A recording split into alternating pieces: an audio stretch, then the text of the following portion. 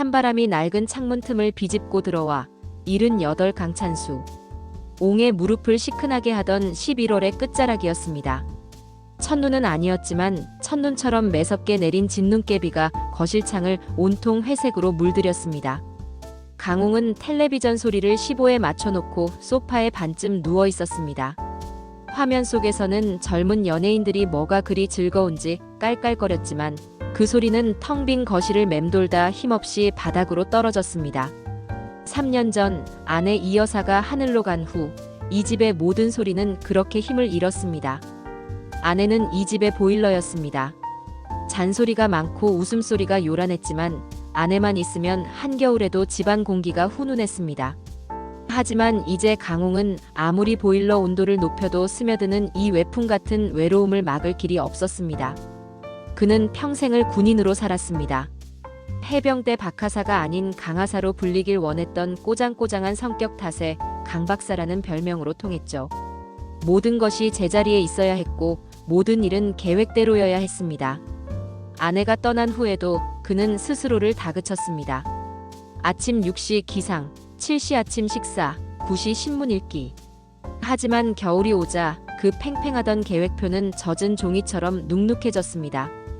해가 짧아지니 일찍 눈을 떠도 할 일이 없었습니다.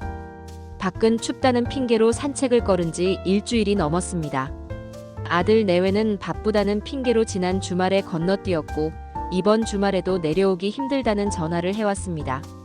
아버지, 날 추운데 보일러 꼭꼭 트시고 식사 거르지 마세요. 전화기 너머 아들의 목소리는 늘 바쁘고 늘 미안해했습니다. 강웅은 알았다. 바쁜데 끊어라 하고 퉁명스럽게 전화를 끊었지만 그 알았다는 말 뒤에는 나는 괜찮지 않다. 나는 너희가 보고 싶다는 말이 목구멍까지 차올랐다 가라앉았습니다. 그의 유일한 말벗은 베란다에 있었습니다. 아내가 목숨처럼 아끼던 겨울 난초, 그 말 아니었습니다. 아내는 이 난초가 꼭 당신을 닮았다고 했습니다. 겨울에 꽃을 피우려면 여름 내내 땡볕에서 자신을 말리고 가을에는 찬바람을 맞으며 인고해야 한다고요. 이것 봐요, 영감. 꼭 우리 같지 않아? 고생 끝에 이렇게 예쁜 꽃을 피우잖아. 하지만 아내가 떠난 후 그 난초는 3년째 꽃을 피우지 못했습니다. 강웅이 나름대로 물도 주고 인터넷을 찾아보며 비료도 주었지만 잎사귀는 누렇게 뜨기만 할 뿐이었습니다. 마치 아내를 잃은 자신의 마음처럼 생기를 잃고 말라가고 있었습니다.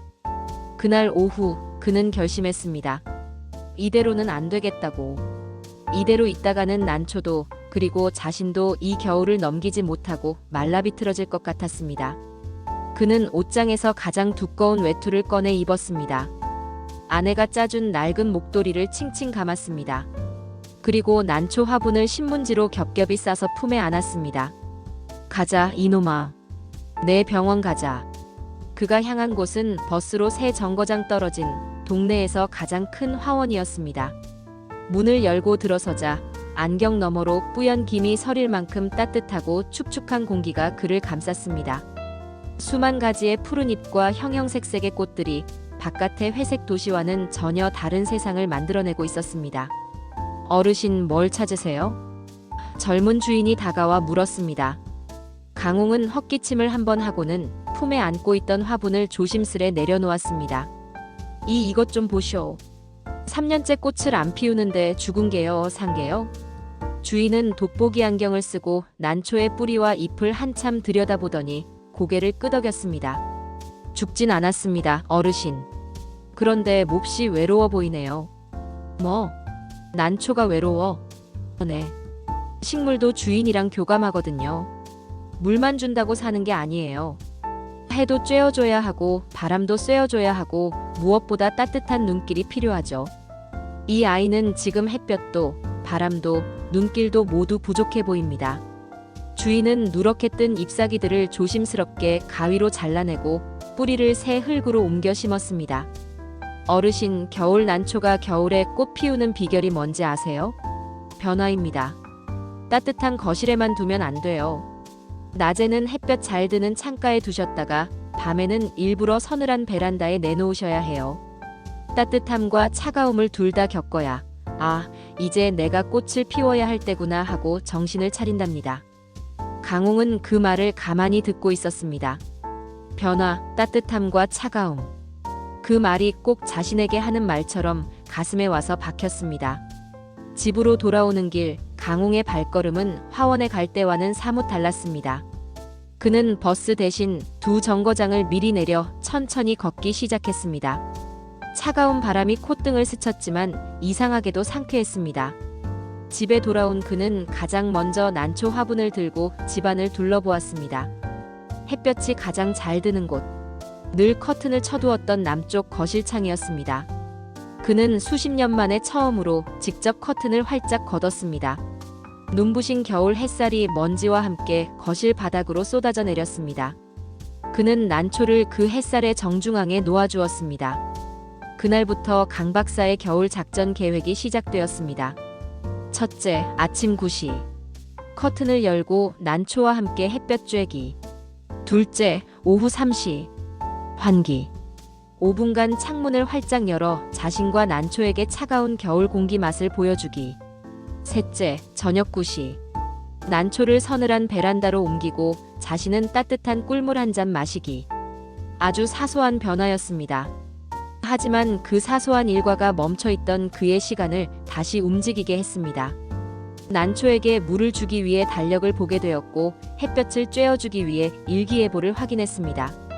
창문을 열기 위해 청소를 했고 꿀물을 마시기 위해 낡은 찻잔을 닦았습니다. 그렇게 2주가 지났을 무렵 그는 놀라운 것을 발견했습니다. 말라비틀어진 줄기 사이에서 아주 작은 좁쌀만한 새순이 돋아나고 있었습니다. 이 녀석 봐라. 그는 저도 모르게 손을 뻗어 새순을 만져보려다 아내의 목소리가 환청처럼 들려 황급히 손을 거두었습니다. 여보, 꽃대는 눈으로만 보는 거예요. 손 타면 큰일 나. 그는 아내의 잔소리가 그리워져 피식 웃고 말았습니다. 그날 저녁 그는 3년 만에 처음으로 아내의 영정 사진을 보며 혼잣말을 했습니다. 여보, 당신 난초가 다시 살아났어. 아무래도 올겨울에는 꽃을 볼 수 있을 것 같아. 대답 없는 사진이었지만 왠지 아내가 그것 봐, 내 말이 맞죠? 하며 환하게 웃어주는 것 같았습니다. 겨울은 여전히 깊어지고 있었습니다. 하지만 강찬수홍의 거실은 더 이상 춥지 않았습니다. 외로움은 사라지지 않았습니다. 그 감정은 마치 오래된 흉터처럼 늘 그 자리에 있었습니다. 하지만 그는 이제 그 흉터를 보며 아파하는 대신 그 흉터 옆에서 자라나는 새순을 돌보는 법을 배우게 된 것입니다. 그는 깨달았습니다.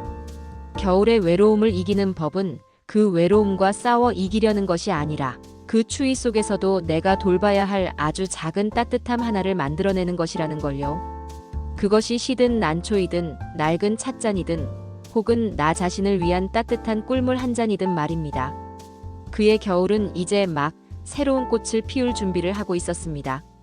오늘 이야기가 당신의 마음에 작은 울림을 주었다면 구독과 좋아요로 저희의 다음 이야기를 응원해주세요. 알림 설정으로 또 다른 위로의 시간에 함께 해주시길 바랍니다.